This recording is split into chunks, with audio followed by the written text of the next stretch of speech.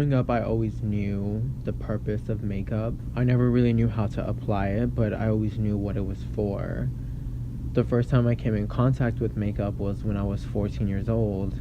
And during that time, I was going through puberty. My skin was changing, and it made me so insecure that one day I just went into my mother's bathroom, saw all her makeup lying on her counter, and I tried some cover-up to try to hide my acne marks.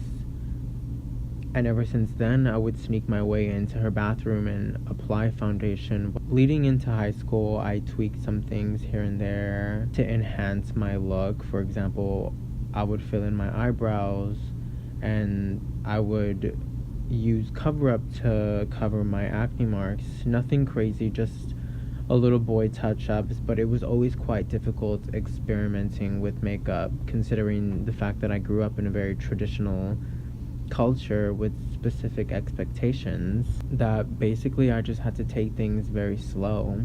When I moved to New York, I really started to learn the different types of beauty and the different types of makeup usage.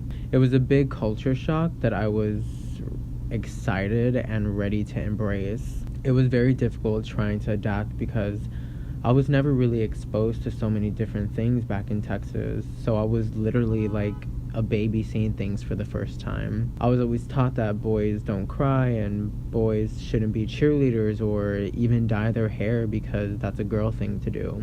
I remember the first time I went to a gay bar. It was in the city and they were showing RuPaul's Drag Race, and at this point I was only 19 or 20 and they were airing the season 7, and in my mind at that time, drag queens to me were men who dressed up very dramatically and everything was so over the top and just big. And when I was watching this season, I see these girls who are totally fishy, glammed up, and so fashion forward that in that moment, Babylon was a thought in my mind.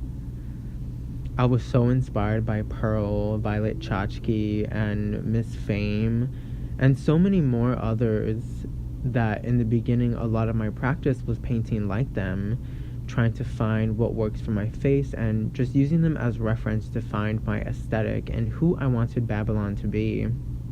My inspiration now comes from different things on the internet, whether it comes from queens that I follow on Instagram or designers that I follow on Tumblr, or if I just see something on the street and I enjoy it, or it's visually appealing.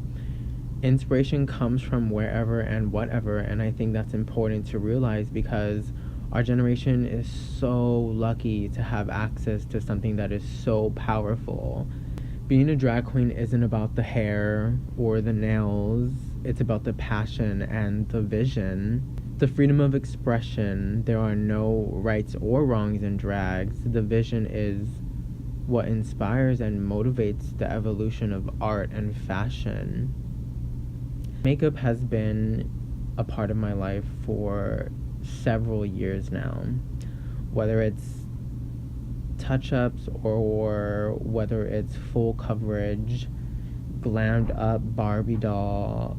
It's been a journey, and there's one thing that I will always know, and that's who I am. I am Daniel, and I am Babylon. Do you love me?